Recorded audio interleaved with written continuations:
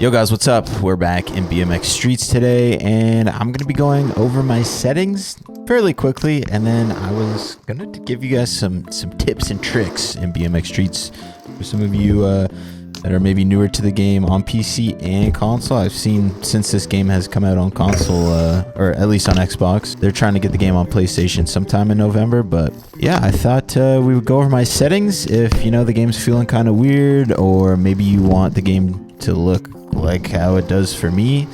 You want to see what it's like to play the game, how I play, whatever reason you might want to see my settings. Yeah, we're gonna go over all of them. So yeah, we're gonna open our master panel, get into all the settings, and then after we get through that, yeah, we'll definitely get some like tricks and tips for this game, because there is quite a few game-changing tips I have later on. If you're new to the game, if you've been a player, you probably know these things, but you also might not know these things, like how to do that right there. Let's open our master panel here. Starts off with audio, UI, menu render. Like, these are all things that you can tinker with yourself. I play at 4K, high quality. There is also ultra, but I do high because I get like an extra, like sometimes 40 to 50 FPS depending on the map, right? So when I'm playing this game on ultra at 4K, I get like 110, 115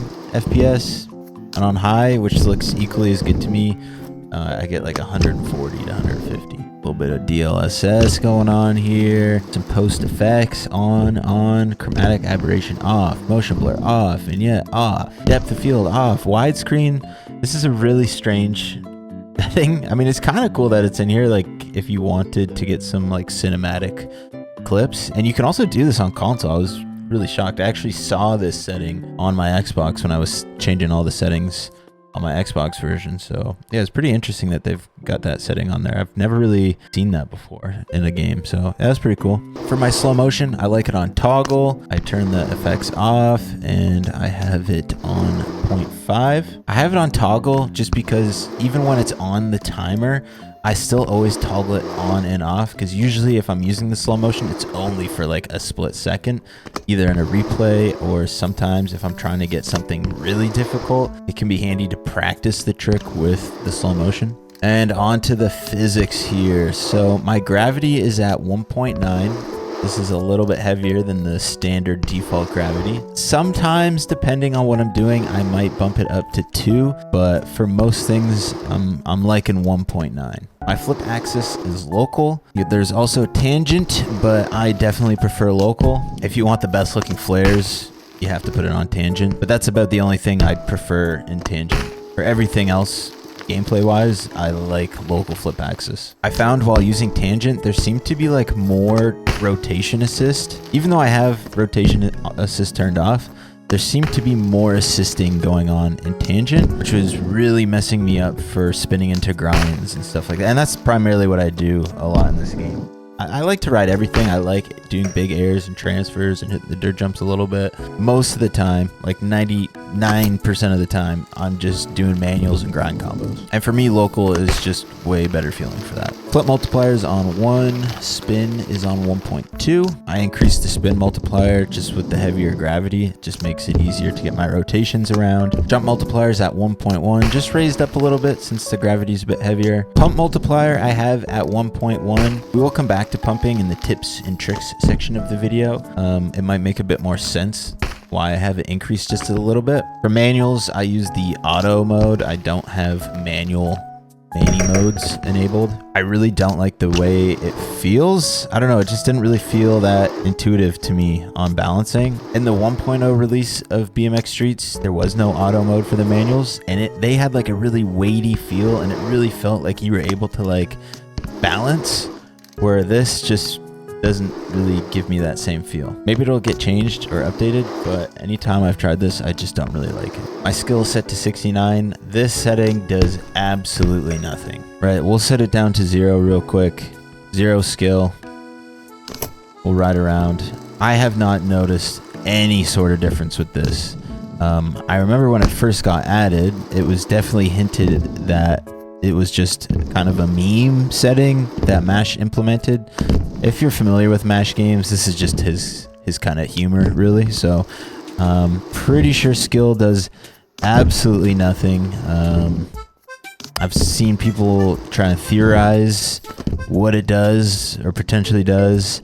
I can tell you right now, after playing the game a lot since that has been added, there is nothing it does. There's definitely been a handful of people that have been pretty confused by that setting, because I mean, you would think it does something because everything else in the settings does something, but yeah, it literally does nothing. So you can set that to whatever you want. Yeah, nothing becomes more difficult or less difficult, no matter what the value of that number is.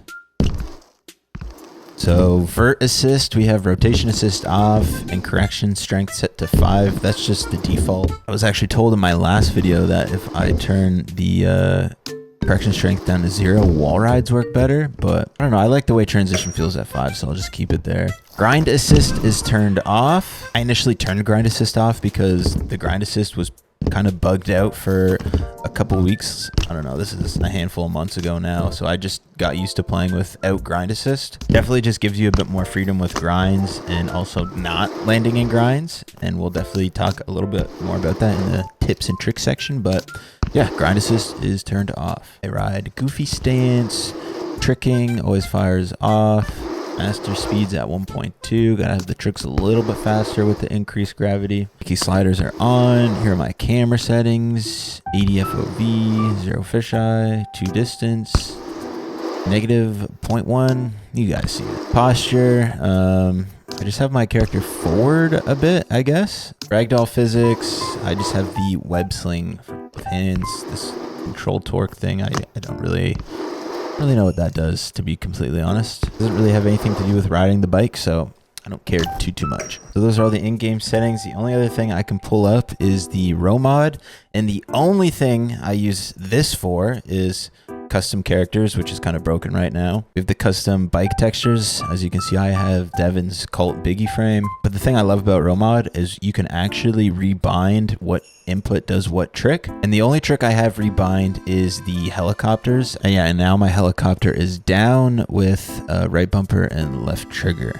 The default helicopter inputs just make no sense to me. And yeah, that's it. I don't do anything physics wise in here. Sometimes I'll like increase the nose mani a little bit, or the manis, get them a little bit more steep. But yeah, I mean, this is all default. All right.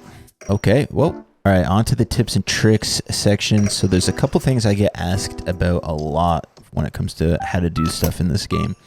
Let's say number 1 is tire rides, and this is going to bring us back to why I have grind assist turned off. Now you can actually do tire rides with grind assist on. However, the only way I've been able to do it is if you ride straight on to a rail, like what I just tried to do right there. With grind assist on, I have had it happen where if you ride straight on to a rail, you can actually get into a tire ride like that. I have grind assist off because sometimes you can't always get into a tire ride straight on. And also in real life, I am terrified to do tire rides straight on. I've only ever done tire rides hopping on from the side of a rail. If I had grind assist on, every time I try to hop at this rail, it would just pull me into a double peg. But since we have grind assist off, it is actually possible to get over the rail to maybe do like an over pegs. But it's also possible to do a tire ride from the side. It sucks. It's hard. I don't want to have to do that. I wish that we just had, you know, like hold both triggers and hop into a tire ride like we had previously in Pipe and also in the 1.0 version of Streets. But we don't have that right now. We don't have an overgrind input. So if you're trying to get overgrinds consistently, you really just have to get good at playing with no grind assist. And also if you want to do tire rides, like I'm going to try and do a tire ride from the side. I will try to bar tire ride. It's hard. It's really difficult. You have to perfectly line it up. Yeah, we got into it for a second. Let's actually try and get something though, right? Like boom, bar tire ride. You crank flip off there. Yeah. So it's It's necessary that you turn grind assist off if you want to be able to ride on rails like how I just did. If you have grind assist on, you just can't ride the rail like that. At least currently, until they put some sort of input in to just do tire rides like we once had. The next thing I get asked about a lot is coping stalls. What you want to do if you want to, let's say, do a double peg on a quarter like this, is as you're approaching the quarter pipe, you need to hold the right bumper down as you hop. I'll just hit this without holding it, right? That's all that happens. I'm going to hold the right bumper as I hop now. Boom. Up into a double peg. Now, I wish it was as easy as just holding the bumper down and hopping, like I just said. But that's kind of only half the battle when it comes to coping stalls. You do have to get the right timing, because sometimes you'll fly out like that. Other times, if you go too high, you'll also just air the quarter pipe. So there's a bit of timing to be learned. Start hopping at the quarter pipe while holding the right bumper, and you'll just kind of get used to it where you need to hop, and it will become easier. I don't want to say it ever becomes easy, because I don't think it really does. It's kind of like BMX in real life, right? Once you kind of learn the trick, you don't really have to think about it too much, and you'll just start falling into place where you want. So yeah, I'll see if I can get something here, maybe like a 270 bar to Smith, kind of like a 180 the way I'm approaching it. But yeah, it's tough. You guys can see right here, like I've got 1,000 hours in the game, and I've done this trick specifically probably like over 100 times, and I still struggle super hard to get into it. I'm hopping way too early here. That's mainly what's happening. That's why I'm coming out on the deck. Yeah, I'm just hopping too early. It's close. It was like too late. It's you just have to hop in like the perfect spot. Yeah, like you guys are gonna see, like it's tough. I mean, it might be easier with the grind assist on. I'm really not sure. There it is. Yeah, so some tricks are difficult, but it's weird because it's like, you know, that was pretty hard. That took quite a few attempts. But then sometimes, like, after you do it, then like it's just like locked in your brain, and then see, we almost got it there first try. And you just kind of build up muscle memory for these sorts of tricks. But yeah, that's coping. You just have to hold the right bumper, and you know, figure out the timing. That's really all there is to it. A lot of getting good at this game is just practice. With any of these games where they're a little bit more on the simulator side, this game kind of gives you the option to set it up to be a lot more simulator-like than arcade, right? You can turn most of the assisting off. So we have a lot of ways to do bunny hops in this game. We can click in the right stick, and that'll give us a small hop. We can pull down on the right stick and flick up. That'll give us a normal bunny hop. Now you might be thinking, okay, great, there's 2 bunny hops. No. Now we're going to bring in pumping into our bunny hops. So on the left stick, if we pull down and flick up, you kind of shift your weight up and down. And that's because, you know, that's how you pump quarter pipes. You shift your weight up and down, and you pump the transition. But we can also use this in bunny hops. We can bunny hop with clicking in our right stick. We can pump hop by pulling down with the left stick and pushing up as we bunny hop by clicking the left stick. Then we can bunny hop with the right stick. Then we can pump hop with the right stick. And then there's also pumping down as you hop, which can get you even smaller hops. So if I pump down while hopping by clicking in the right stick, you can see you can get like these really tiny bunny hops. And you can do the same thing with a normal bunny hop. Just pull down on the left stick as you're hopping. Oh, I did that wrong. Like this. So yeah, you really have, let's see, you have 1, 2, 3, 4, 5. You have about 5 different bunny hops, maybe like 5 or 6. So yeah, there's a lot of ways to learn how to do bunny hops in this game.